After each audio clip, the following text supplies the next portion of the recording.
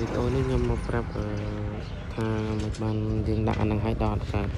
តាមពិតមែនតែអាវគ្គមុនហ្នឹងសារតែទូរស័ព្ទខ្ញុំវាគេអត់តាន់ឡូតឲ្យយើងដាក់ចូលមកឥឡូវខ្ញុំមកប្រាប់សារថ្មីឥឡូវចូលបើកនេះសិនចូលបើក Easy Touch ចូល Accessibility សូមបញ្ជាក់អានេះមិនខ្ញុំមកបរៀនបើក Easy Touch ណាអានេះខ្ញុំមកប្រាប់រ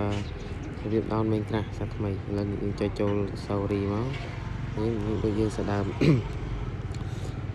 ចូលមកកន្លែង search ហើយពេលថា MO នេះនៅលើហ្នឹងចុចអាហ្នឹងមកហើយវានឹងមកដល់ត្រង់ចឹងហើយវាច្បាស់ជាយើងអត់ឃើញមាន main crash ទេបើយើងចូលមកឃើញមាន main crash នៅត្នេះអញ្ចឹងចុចចូលមកបាច់ចាំវាយក៏បានដែរនេះឃើញអត់ចូលវាចូលមកអញ្ចឹងយើងចុចចូលមកយើងឃើញអញ្ចឹងបាច់ចុចទៀតទេយើងអូសមករហូតណានេះអូសមកនេះវិធីវាឲ្យយើងចាំ35វិនាទីអញ្ចឹងយើងចាំវាសិនទៅ35វិនាទីហើយជួយចុច follow ជួយចុច subscribe ទូរស័ព្ទខ្ញុំវីដេអូខ្ញុំមួយផងបងប្អូនខ្ញុំបងប្រុសម្នាក់ហ្នឹងគាត់ថាគាត់ដាក់អត់កើតឥឡូវតាមមើលសាដាមកយើងធ្វើម៉េច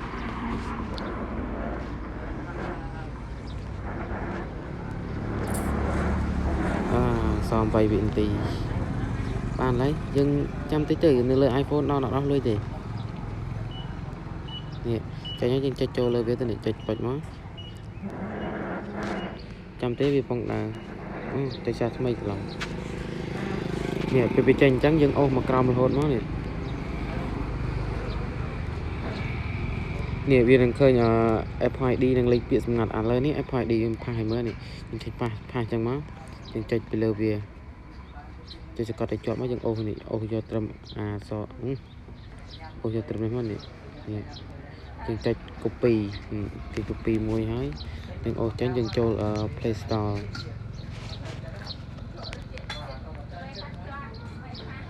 ចូល Play Store ហើយយើងមិនយើងចុចអានេះ search ចេះណាបងប្អូនអត់ទេគឺយើងមកនេះណានេះសិននេះចូល Collect Setting មកហើយយើងចុចនេះចុចចេញបើគេនៅ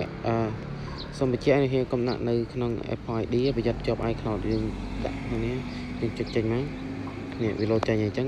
យើងយកអាពាក្យយើងផាសមិនយកដាក់ចូលមកនេះដាក់ចូលហើយយើងទៅយកលេខពាក្យសម្ងាត់យើងផាសយកមកឈប់យើងមើលសិនទៅណា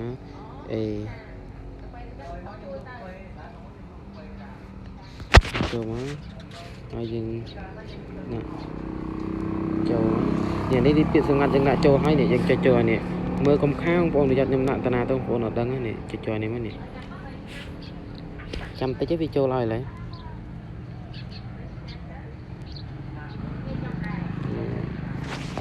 ចាំតិចនេះចូលមកហើយឥឡូវនេះចូលហើយនេះឃើញអត់ឥឡូវនេះឃើញមាន account ខ្ញុំអត់ឥឡូវចូលហើយណាចូលហើយយើងចុចចេញសិនមកនេះចុចចេញសិនមកឲ្យវា update សិនឥឡូវវា load ហើយនេះយើងចូលទៅអានឹងកន្លែងហ្នឹងដែរហើយយើងចុចនេះពាក្យនេះឃើញអត់ PURC នេះចុចចូលមកហើយយើងចូលអាក្រោមនេះ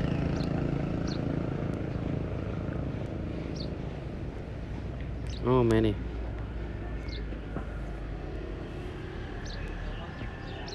អ្នកទាំងអស់គ្នាដើររកមើលក្នុងហ្នឹងឃើញហើយឥឡូវខ្ញុំអូសឲ្យមើលនេះឃើញមែនក្រាស់នេះឥឡូវខ្ញុំអត់បានអាប់ដេតទេបើនៅគ្នាចង់ដោនចុចអាប់ដេតព្រោះខ្ញុំអត់ដោននេះយើងចុចចូលមើលអញ្ចឹងវាអស់លុយតែយើងកុំចុចចូលមើលនេះយើងចុចអាកន្លែងនេះឃើញនេះចុចអីវាលោតមកហើយឃើញលោតខ្ញុំអត់ដោនទេបាទ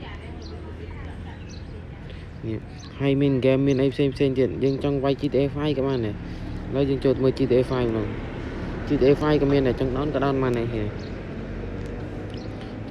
នេះចង់លេងហ្គេមអីវាយទៅក្នុងអាកន្លែងខ្ញុំប្រាប់មុនហ្នឹងទៅវាចេញមកទាំងអស់នឹងវាយ GTA មកនេះវាយ GTA TA នេះឃើញអត់នេះហើយនេះឃើញ GTA អត់នេះនេះខ្ញុំដោនអត់បានទេគេលេងមកនេះខ្ញុំ GTA គេ